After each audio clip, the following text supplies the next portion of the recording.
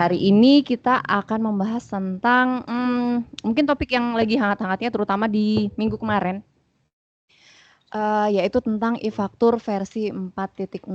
Ini sekarang tanggal 29 ya, sedangkan untuk e-faktur versi 4.0 udah berlaku dari tanggal 20 ya Bapak Ibu. Oke, mudah-mudahan di sini Bapak Ibu semua sudah, ya ini harapan kita ya. Harapan kami Bapak Ibu semua di sini sudah bisa, sudah berhasil melakukan update ke versi 4.0. Kalaupun ada kendala mudah-mudahan kendalanya sudah teratasi dan Bapak Ibu sudah bisa membuat faktur secara normal ya ya. secara normal gitu, karena kan memang e-faktur yang 3.2 memang udah nggak bisa lagi dipakai ya, memang mau nggak mau sekarang harus per tanggal 20 harus pakai e-faktur versi 4.0. Baik, ini kita akan mengulas sedikit tentang dasar hukum dan update-nya nanti. Oke, yang pertama dasar hukumnya ya. Jadi dasar hukumnya adalah sesuai dengan PMK 136 terkait perubahan PMK 112 tentang NPWP, NPWP badan dan WP instansi pemerintah. Ke atas lagi ya, kalau PMK ini dasarnya adalah Undang-Undang Nomor 8 sebagaimana diubah terakhir Nomor 8 tahun 1983 yang diubah terakhir dengan Undang-Undang Nomor 7 tahun 2021 tentang harmonisasi peraturan perpajakan dan PMK Nomor 18 tahun 2021 tentang pelaksanaan Undang-Undang Nomor 11 tahun 2020 tentang Ciptaker. Nah, di sini diamanatkan bahwa tahun ini kita akan mengimplementasikan NPWP 16 digit. Nah, seperti Bapak Ibu ketahui bahwa sebelum e-faktur ini sudah ada beberapa layanan yang menggunakan NPWP 16 digit seperti IREK, Ibupot, dan beberapa layanan lain itu sudah mulai duluan ya pakai 16 digit. Nah, sedangkan e-faktur ini untuk mengikuti ketentuan sesuai PMK ini maka dibuatlah untuk mengakomodir NPWP 16 digit maka dibuatlah e-faktur versi 4.0. Oke, selanjutnya yang berubah apa saja? Jadi untuk e-faktur versi 4.0 ini akan merubah di e-faktur desktop, Innova, sebetulnya ada satu lagi yaitu e-faktur web, versi web. Cuman untuk e-faktur web dia tidak signifikan, tapi memang NPWP pasti akan berubah. Jadi akan muncul yang NPWP 16 digit juga di e-faktur web. Oke. Mungkin Bapak Ibu bisa baca ya, baca sendiri di screen, di layar. Untuk e-faktur desktop perubahannya adalah adanya pencantuman informasi NPWP 16 digit dan NITKU pada dashboard e-faktur dan profil PKP. Kemudian mengakomodasi pengisian dokumen faktur menggunakan NPWP 15 digit, 16 digit, dan NIK. Kemudian penambahan informasi NITKU pada output dokumen yang terekam. Lalu ada penambahan watermark pada SPT induk dan lampiran yang dicetak melalui aplikasi e-faktur 4.0. Kemudian untuk Innova sendiri, PKP perubahannya adalah PKP dapat login menggunakan NPWP 15 digit dan NPWP 16 digit. Oke, yang tadi?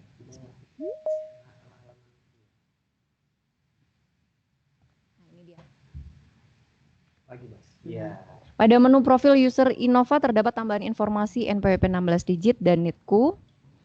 Pada output dokumen pemberitahuan NSFP terdapat identitas NPWP 16 digit. Ya, jadi dengan adanya e-faktur versi 4.0 ini, maka pada saat Bapak Ibu menggunakan e-faktur, maka Bapak Ibu punya opsi untuk input menggunakan NPWP 15 digit atau 16 digit. Untuk saat ini ya. Nanti kita lihat perubahannya. Kalau memang nanti ke depannya hanya bisa 16 digit. Nanti ini kan peralihan ya Bapak Ibu, peralihan diimplementasikannya CITAS nanti atau CITAS itu apa namanya? Cortex ya istilahnya. Cortex itu pembaruan sistem layanan DJP. kalau nanti sudah diamanatkan 16 digit berarti kita udah nggak lagi pakai yang 15 digit. Nah, kalau sekarang masih bisa pakai dua-duanya ya. Oke, selanjutnya. Nah, untuk e-faktur versi 4.0 ini akan ada validasi NIK. Ya, untuk penggunaan identitas berupa NIK divalidasi dengan menggunakan servis API dari Direktorat Jenderal Kependudukan dan Pencatatan Sipil. Kemudian untuk validasi NPWP 15 atau 16 digit, penggunaan NPWP 15 dan 16 divalidasi menggunakan data NPWP pemadanan. Jadi ini saya tambahkan dulu Bapak Ibu ya. Kalau dulu kan Bapak Ibu input untuk lawan transaksi orang pribadi dalam negeri, Bapak Ibu akan isinya dengan NPWP 00. Kemudian di kolom NIK diisi nomor NIK-nya. Kalau sekarang sudah tidak lagi ya Bapak Ibu. Pengisiannya adalah untuk NPWP orang pribadi pada kolom NPWP diisi dengan informasi NIK. Baik. Itu yang perubahannya cukup signifikan ya kalau menurut saya, karena ini juga terkait validitas data dari faktur pajak yang Bapak Ibu terbitkan. Jadinya sekarang penginputan di e-faktur itu sudah sama dengan aplikasi eBupot Unifikasi dan eBupot 2126 gitu Bapak Ibu. Sama-sama sinkron dengan data dari Direktorat Kependudukan dan Pencatatan Sipil. Oke. Kita lanjut. Nah, ini terkait dengan, kita akan bahas sedikit tentang update aplikasinya. Karena saya yakin Bapak Ibu mungkin sebagian besar sudah, tapi kalau memang ada yang belum, kita akan bahas. Nah, yang pertama untuk download installernya sendiri ada di halaman Innova Online. Di bagian pengumuman di nomor 1 tuh ada aplikasi e-faktur terbaru dapat diunduh di sini. Ya, nanti setelah Bapak klik itu akan muncul installer untuk apa namanya? Di sini nggak ada sih, nggak tampil. Untuk Windows, Linux, dan Mac. Iya. Ya. Untuk semua jenis sistem operasi yang mayoritas saat ini ya. Iya. Ada Windows 32 dan 64 bit, Linux 32 dan 64 bit, serta MacBook juga ada untuk yang M1 M2. Kemudian ada yang versi 1 lagi. Oke, iya. MacBook itu ada 2, versi 64 sama Mac Jar ya, iya, yang Jar. Ada yang M1 M2 dan Mac Jar. Oke. Selanjutnya pada saat Bapak Ibu sudah mendownload, mengunduh file aplikasinya, ini kita contohnya pakai e-faktur Windows 64 bit ya. Ini tinggal diekstrak aja ke e-faktur Windows. Oh ya, sebelum mengunduh kita sarankan Bapak Ibu untuk membuat folder e-faktur baru.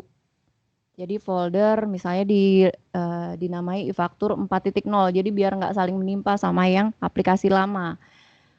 Kalau bisa biarkan saja aplikasi yang lama ada dulu.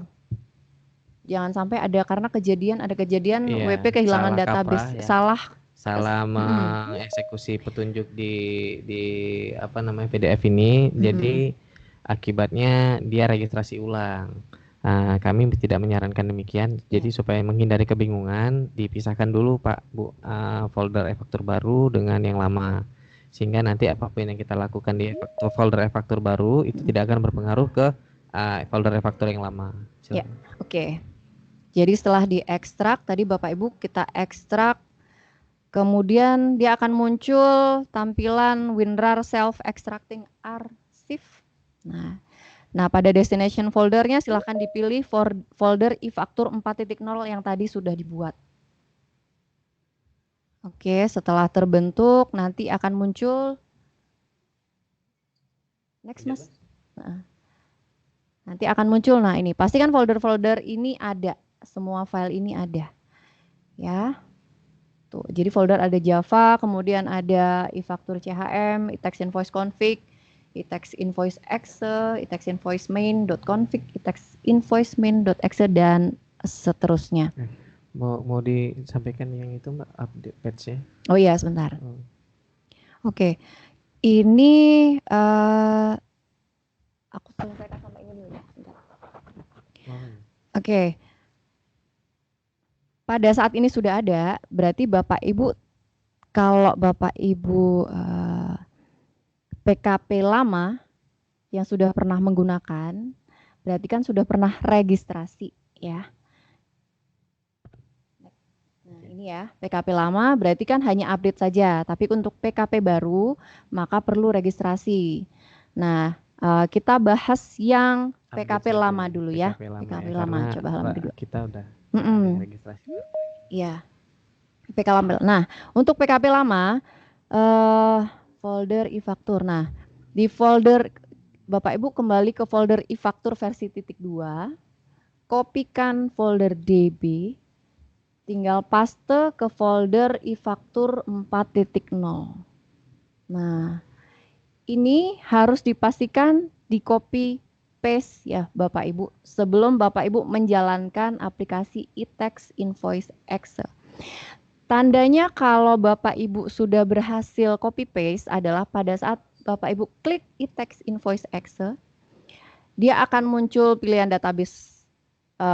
Database-nya pilihannya lokal ya, lokal sama network.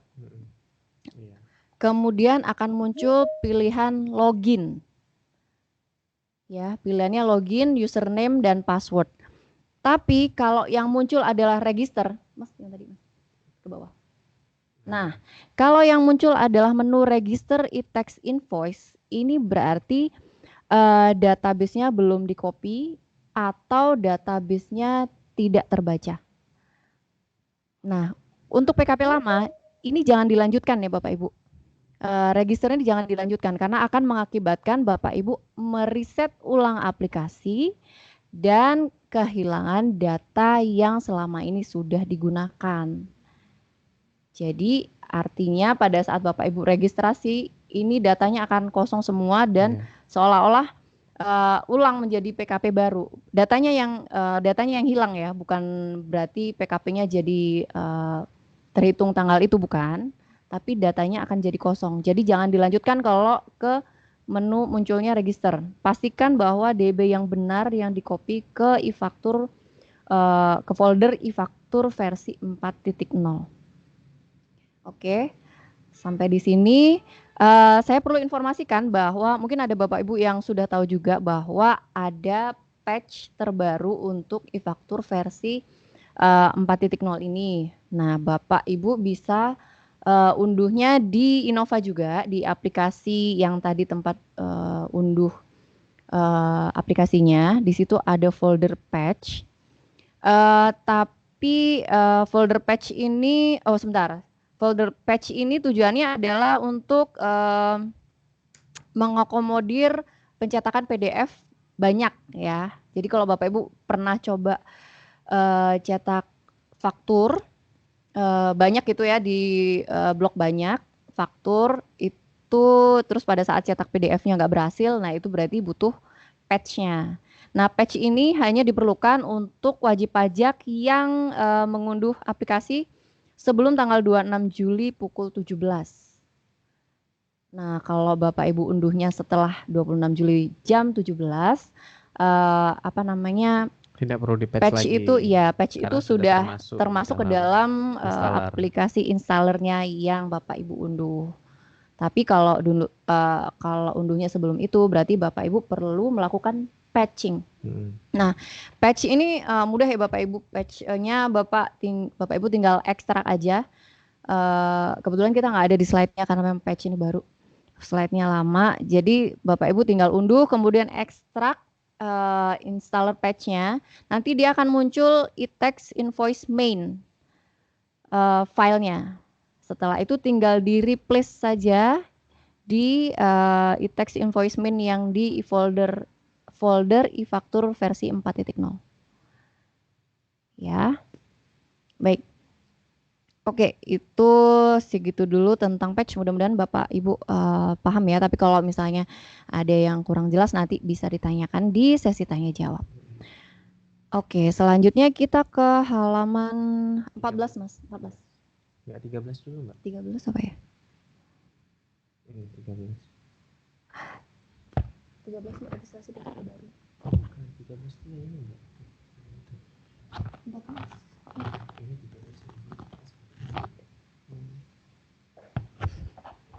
Oke, pada saat Bapak Ibu login, ini kita lanjutkan tadi ya, proses update.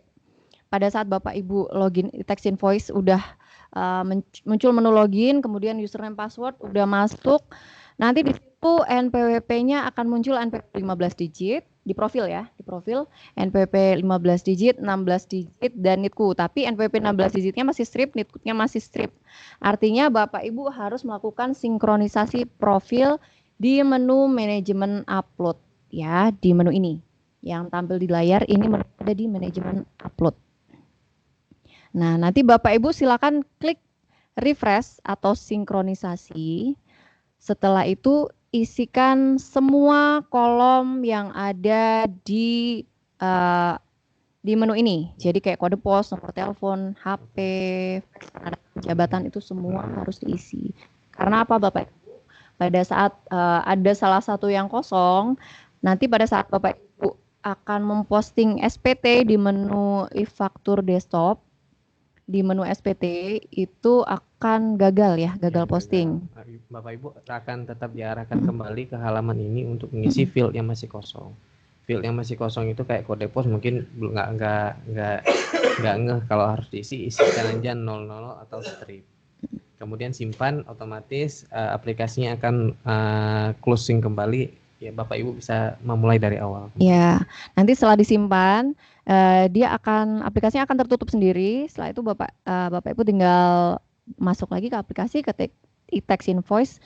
Pada saat itu setelah sinkronisasi baru akan muncul di profil NPWP 15 digit, NPWP 16 digit dan NITKU-nya Bapak Ibu.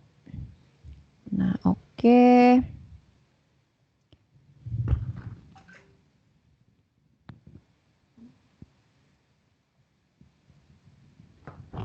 Oke, next. Perubahan terkait NPWP 15 digit. Oke, ini di menu-menunya ya. Bisa Bapak Ibu lihat bahwa ada perubahannya terkait NPWP 16 digit ini ada di profil, di faktur, dan dokumen. Nah, ini untuk di profil, di dashboard yang tadi saya sebutkan tadi, di dashboard, di profil, dan referensi lawan transaksi. Kemudian, jadi referensi lawan transaksi ini dia sudah mengakomodir NPWP 15 dan 16 digit. Ya, kalau tadinya hanya 15, sekarang 16 digit. Cuman ini kemarin juga ada beberapa wajib pajak yang bertanya, Pak, saya nggak bisa ubah referensi. Saya mau ubah referensi yang saya punya dari 15 digit ke 16 digit. Nah, baik Bapak Ibu, sepanjang identitas wajib pajak tidak berubah, maka PKP penerbit faktur tidak perlu mengubah referensi yang sudah ada. Biarkan saja 15 digit itu tetap 15 digit karena pada saat nanti Bapak Ibu upload dia akan otomatis tergenerate NPWP yang 16 digit beserta NITKU dari lawan transaksi kecuali untuk lawan transaksi baru. Nah, lawan transaksi baru ini Bapak Ibu tetap opsional bisa input menggunakan 15 atau 16 digit. Yang penting konsisten ya. Nanti pada saat Bapak Ibu mencari 15 ya pakainya 15 digit. Mau inputnya 16 berarti pada saat pencarian ya pakai 16 digit seperti itu. Kemudian di menu faktur itu di faktur PK PM ya tentu saja ya Bapak Ibu ya di faktur pasti akan berubah karena ada tampilan NPWP 16 digit dan NITKU, faktur PK PM, retur PKPM, kemudian di dokumen PKPM dan retur dokumen PK dan PM. Oke, next. Nah, ini tampilan profil yang tadi saya sampaikan, di situ kan muncul NPWP 15 digit, NPWP 16 digit, serta NITKU. Ini posisinya setelah sinkronisasi ya Bapak Ibu. Kalau belum sinkronisasi, dia akan strip-strip di NPWP 16 digit dan di NITKU-nya. Selanjutnya, oke, ini selanjutnya ini tadi udah dibahas. Kemudian ke slide berikutnya. Nah, ini yang tadi saya sampaikan untuk referensi lawan transaksi. Jadi di kolom NPWP itu kita sediakan inputan untuk 16 digit. Tapi ini juga pada saat Bapak Ibu menginput referensi lawan transaksi baru ya. Pada saat Bapak Ibu menginput referensi lawan transaksi baru, Bapak Ibu bisa memilih mengisi 15 digit atau 16 digit. Dua-duanya bisa disimpan. Dan dua-duanya bisa dibuat faktur. Oke, selanjutnya.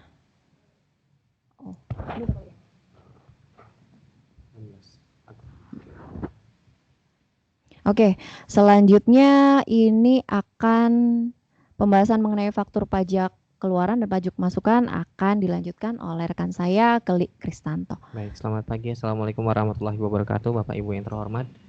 Perkenalkan, nama saya Keli Kristanto. Sebelumnya saya mau tambahkan sedikit dari keterangan di slide sebelumnya. Kalau tadi kan di tampilan bisa diisi NPWP 15 digit atau 16 digit.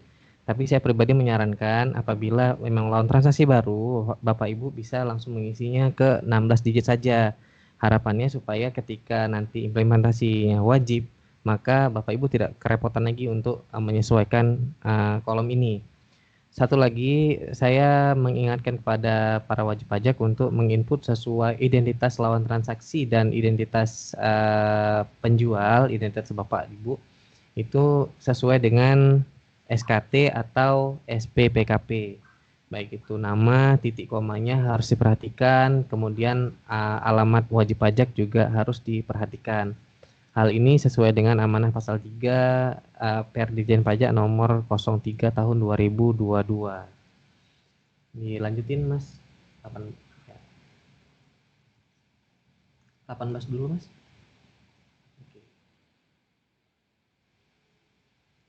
Kalau ini isinya diarahkan isi manual ya Bapak Ibu di slide tampilan.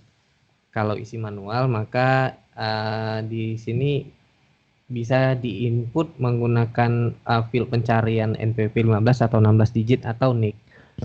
Di menu referensi lawan transaksi sebenarnya kan sudah ada, kalau WP lama kan sudah banyak ya lawan transaksinya disimpan. Itu bisa aja dipanggil NPWP 15 digit Bapak Ibu. Next Mas. Oke, kemudian ini yang di kolom berikutnya bisa dicari NPWP 15 digit atau 16 digit atau NIK. Kemudian nanti akan terisi otomatis nama lawan transaksi. Tinggal dilanjutin aja. Lanjutnya Mas.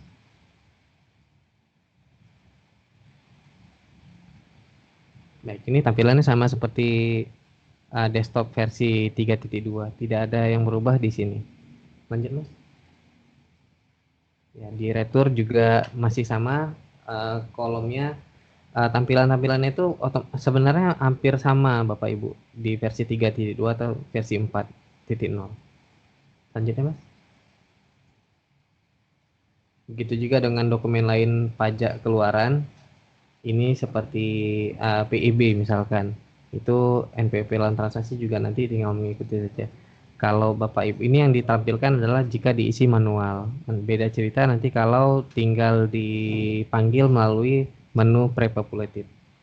Selanjutnya Mas. Ya, ini dokumen lain pajak masukan. Kemudian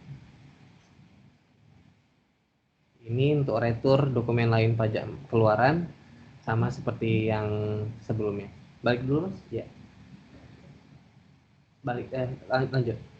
Oke, ini adalah cetakan faktur pajak keluaran.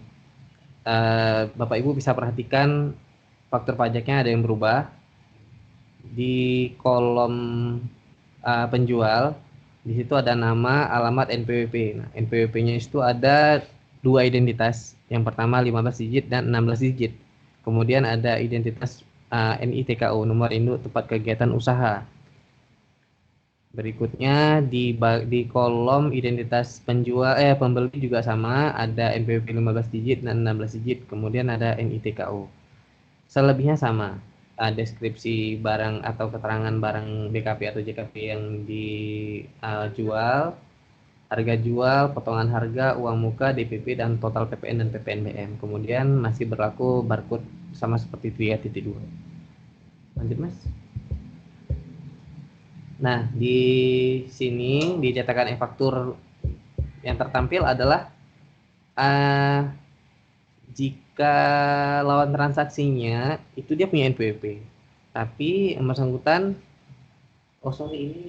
ini kan, oh iya, lawan transaksi yang ditampilkan ini dicontohkan adalah orang pribadi yang belum ada antara dua nih, antara dia belum punya NPWP atau dia sudah punya NPWP tapi belum dipadankan, sehingga yang tertampil adalah NIK-nya saja. Informasi ini bisa dilihat setelah faktur pajak sukses upload. Kalau belum diupload, maka kolom identitas pembeli itu masih NIPWP 15 digit apabila di-input menggunakan 15 digit, atau NIK-nya saja masih terlihat hanya hanya NIK-nya saja. Tapi ketika faktur tersebut sukses approve, di kolom pembeli maka akan lengkap terisi NPWP 15 digit, 16 digit atau NIK, kemudian NITKU. Jika yang tertampil persis sama seperti yang di layar, maka seperti yang saya sampaikan tadi di awal, ada dua kemungkinan. Yang pertama, dia memang belum punya NPWP atau NPWP-nya belum dipadankan dengan NIK-nya. Pertanyaannya, apakah faktur pajak ini valid? Jawabannya tetap valid. Gitu. Kemudian, ini contoh penerbitan faktur pajak keluaran untuk orang pribadi pemegang paspor, artinya subjek pajak luar negeri. Bagi Bapak Ibu yang kebetulan menerbitkan faktur pajak kepada turis, ya, supaya bisa diajukan pengembalian pajak pada saat turisnya keluar dari Indonesia. Diperlihatkan bahwa di kolom identitas nama ada paspor 16 digit, tagar paspor, tagar nama, dan testing. Ini hanya sebatas tes. Jika untuk yang faktur pajak aktualnya itu ada tertampil nomor paspornya berapa, tagar paspor, dan nama. Berikutnya, Bas. Ini adalah cetakan retur faktur pajak masukan.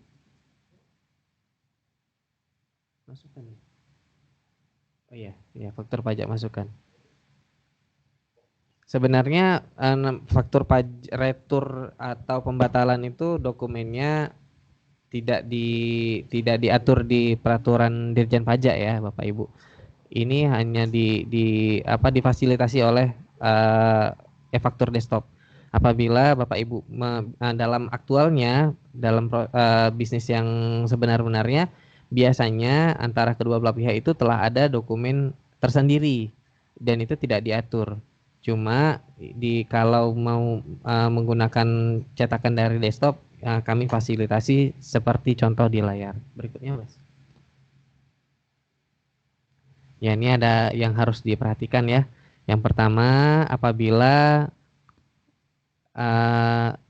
Bapak Ibu punya cabang, ya, dalam hal ini nggak berlaku ya untuk Bapak Ibu, karena Bapak Ibu kan terdaftar di KPP Besar Khusus dan Madya, yang mana cabang-cabangnya juga pemusatan. Tapi untuk WP Pratama, untuk diketahui aja barangkali Bapak Ibu ada grupnya yang masih terdaftar di Pratama. Apabila cabangnya belum pemusatan, maka penyerahan dari induk ke cabang itu harus menginput menggunakan NPWP 15 digit, bukan 16 digit atau NITKU. Berikutnya, bagi WPOP yang belum melakukan pemadanan NIK ke NPWP, maka tidak bisa klaim pajak masukan. Oke. Perlu saya tambahkan nomor 2 ini, poin 2 adalah apabila yang bersangkutan pembelinya adalah WPOP yang kebetulan belum memadankan NIK NPWP-nya, Bas, boleh balik ke slide tadi, Bas. Terus, ya ini, terima kasih. Ya, ini kan tadi saya kembali ke slide ini, di NPWP-nya itu kan tercantum NIK 16 digit. Jika kebetulan sebenarnya dia punya NPWP, tapi karena suatu sebab ya lalai belum melakukan pemadanan data, kebetulan juga yang bersangkutan adalah PKP, maka faktur PM ini tidak bisa dikreditkan oleh yang bersangkutan. Alasannya karena yang tercantum dalam faktur pajak ini identitasnya adalah menggunakan NIK. Saat ini faktur pajaknya sudah tidak bisa dikreditkan lagi oleh yang bersangkutan, maka solusinya memang harus pemadanan NIK dan NPWP. Balik, Bas, ke yang slide. Oke. Next. Kemudian poin perubahan di desktop versi 4.0 ini ada 5 perubahan. Fixing bugs dari versi sebelumnya, yaitu Bapak Ibu bisa menginput transaksi dokumen lain pajak masukan atas transaksi PPN KMS. Jika sebelumnya di transaksi di versi 3.2 pasti tidak bisa, pasti gagal. Biasanya wajib pajak solusinya adalah mengirimkan DB-nya ke KPP. KPP akan meneruskan DB tersebut untuk diperbaiki ke tim IT kantor pusat. Berikutnya adalah summary atas faktur pajak dengan kode transaksi 05 itu sudah masuk ke lampiran AB e-faktur desktop. Jadi tidak perlu diinput manual lagi.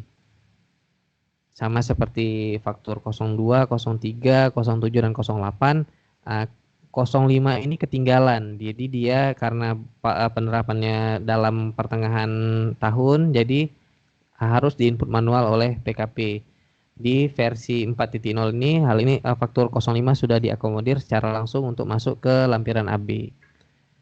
Poin yang ketiga, perubahannya adalah saldo DPP itu akan otomatis kembali lagi setelah sebelumnya diterbitkan faktur retur PK atau retur PM.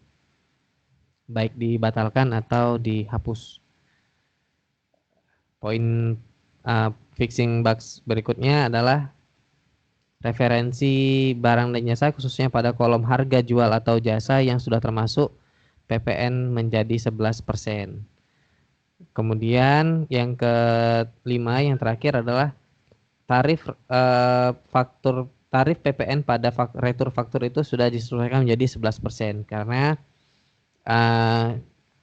kalau retur itu kan yang berlaku current transaction ya Bapak Ibu ya. Jadi untuk yang 10% itu kan sudah lama kita tinggalkan di tahun 2021.